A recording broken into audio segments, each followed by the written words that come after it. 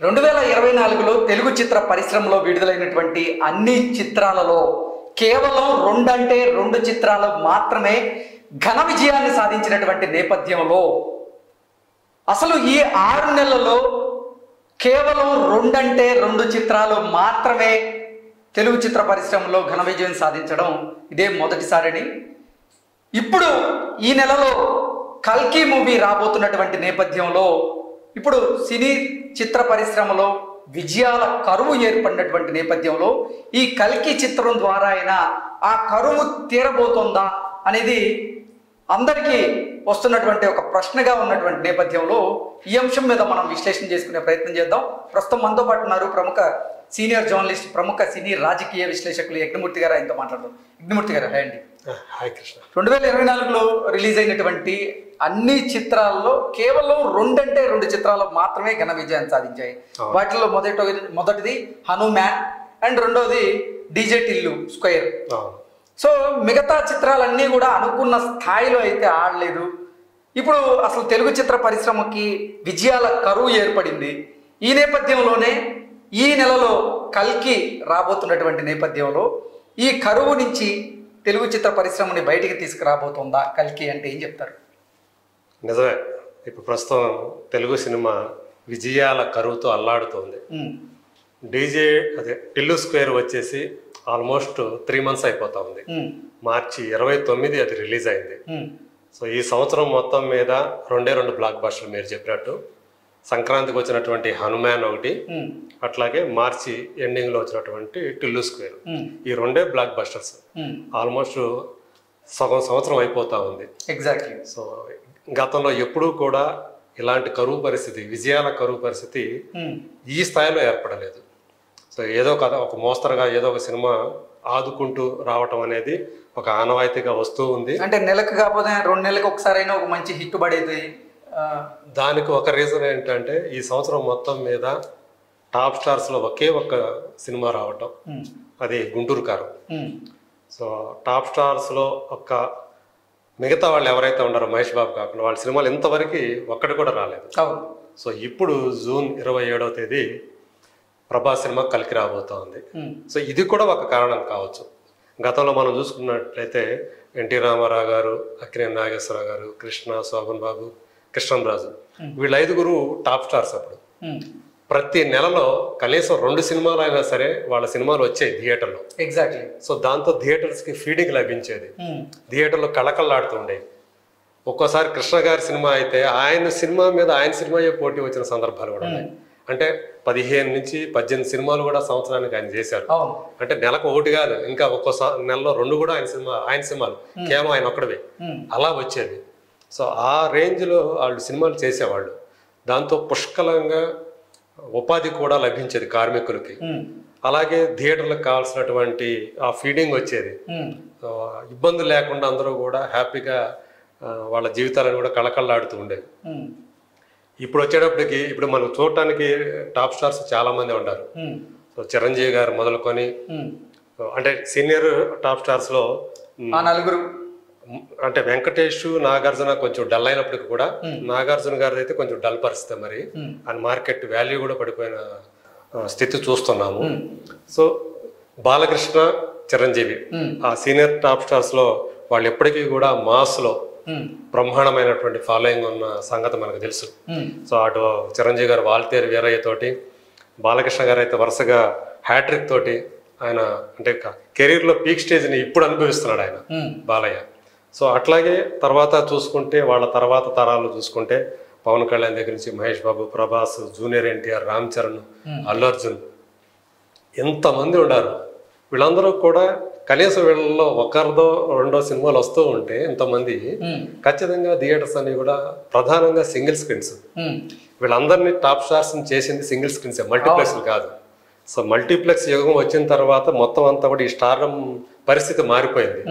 చిన్న స్టార్ కూడా మల్టీప్లెక్స్ లో పెద్ద స్టార్ అవుతున్నాడు, అది చూస్తున్నాం. కానీ ఎవరైతే ఇప్పుడు మనం మాస్ స్టార్స్ అంటున్నామో వాళ్ళందరినీ కూడా అలా తయారు చేసింది సింగిల్ స్క్రీన్స్ ప్రేక్షకులు. అసలు ఇప్పుడు సింగిల్ లార్జెస్ట్ స్క్రీన్సే కనుమరుగయ్యేటువంటి పరిస్థితి, అలాంటి ప్రమాదకర పరిస్థితి. ఇది అందరూ కూడా హీరోలందరూ కూడా ఒకసారి గుర్తు పెట్టుకోవాల్సిన అవసరం ఉంది. అంటే వాళ్ళు 2 సంవత్సరాలకు ఒక సినిమా చేసుకుంటూ వస్తే వాళ్ళే భారతీయ చిత్ర పరిశ్రమ అనగా తెలుగు చిత్ర పరిశ్రమకి అన్యాయం చేసిన వాళ్ళు అవుతారు. సో మనకు తెలుసు రవితేజ ఒక్కడే వీళ్ళందరిలో కూడా సంవత్సరానికి కనీసం 2-3 సినిమాలు ఆయన వస్తున్నాయి. అది హిట్ అవ్వచ్చు, ఫ్లాప్ అవ్వచ్చు. బట్ ఆయన సినిమా వచ్చినప్పుడు ఎంతో కొంత ప్రేక్షకులు రావటం, కొంత థియేటర్లకు ఫీడింగ్ లభించడం అనేది మనకు కనిపిస్తుంది. వేరే తమిళ్లో చూసుకుంటే విజయ్, రజనీకాంత్ తర్వాత తనే నెంబర్ 1.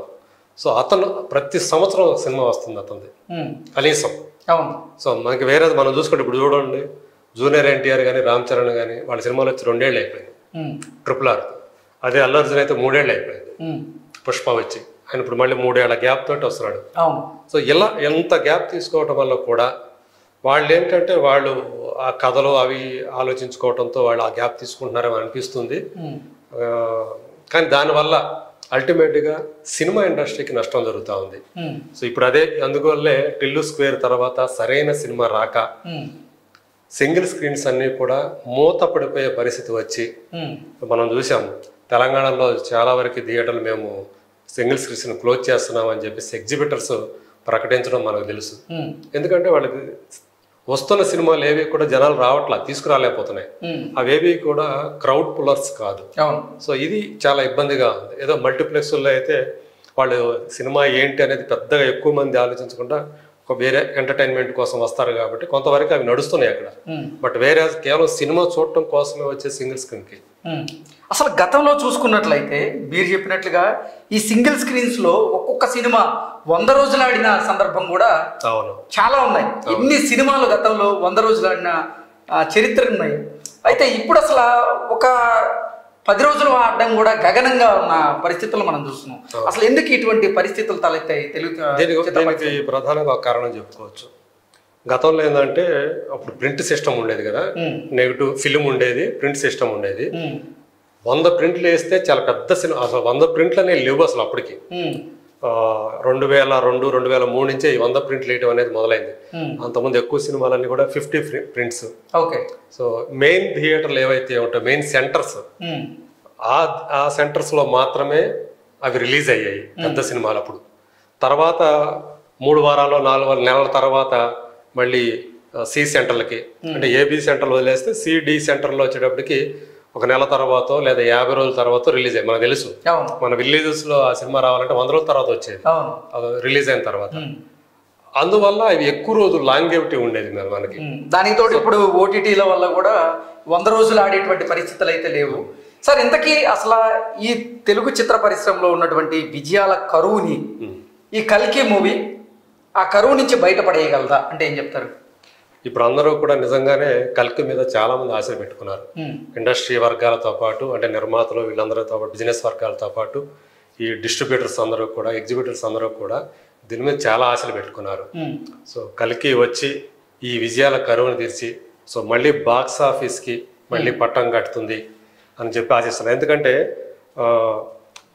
RRR తర్వాత మళ్ళీ ఇంతవరకు 1000 కోట్ల సినిమా తెలుగు నుంచి రాలేదు. బాహుబలి 2 తర్వాత RRR సినిమా 1000 కోట్ల క్లబ్లో చేరింది. తర్వాత మళ్ళీ ఇంతవరకు రాల. ఈవెన్ తను నటించినటువంటి ప్రభాస్ నటించినటువంటి ఆదిపురుష్ కానివ్వండి, సలార్ కానివ్వండి, సలార్ కూడా 700 కోట్ల వరకు వచ్చి ఆగిపోయింది.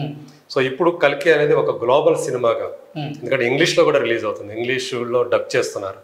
సో అట్లా హాలీవుడ్ అక్కడ ఆ స్థాయి ప్రొడక్షన్ వాల్యూస్ తోటి ఈ సినిమా తీసినట్టు మనకు ఆ ట్రైలర్ చూస్తే మనకు అర్థమవుతా ఉంది.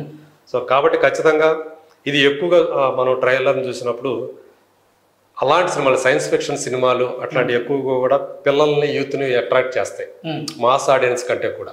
సో వాళ్ళు వచ్చారంటే ఆటోమేటిక్గా ఫ్యామిలీస్ అందరూ వస్తారు.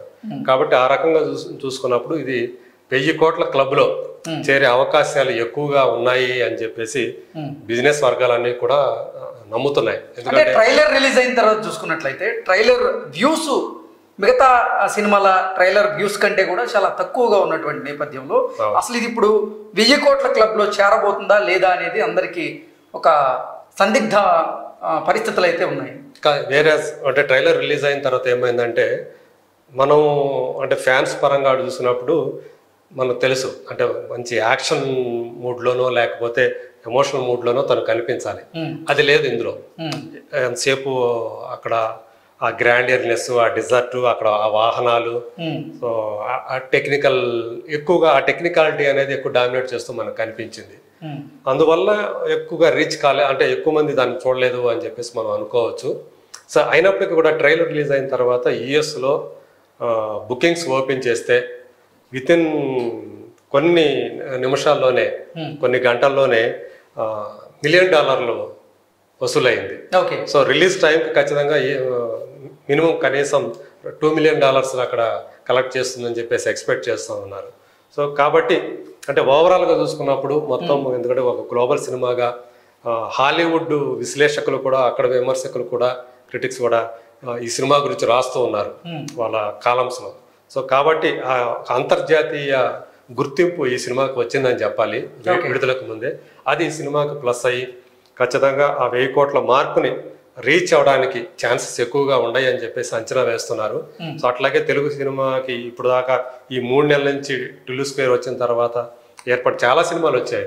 సో ఫ్యామిలీ స్టార్ దగ్గర నుంచి చాలా సినిమాలు వచ్చాయి, కానీ అవి ఏవి కూడా ప్రేక్షకుల్ని ఎక్కువగా రంజం చేయలేకపోయాయి. సో అందువల్ల ఇప్పుడు ఈ కల్కి 2898 AD అనేది ఖచ్చితంగా ఆ కరువుని, హిట్ల కరువుని అది తీరుస్తుంది. సో మళ్ళీ జనాల్ని అటు సింగిల్ స్క్రీన్స్, ఇటు మల్టీప్లెక్స్ అన్నింటిని కూడా విరివిగా తండోపతండాలుగా రప్పిస్తుంది అని చెప్పేసి నమ్ముతున్నారు. చూద్దాం, మనం కూడా అదే ఆశతో, ఆశాభావంతో ఉందాం.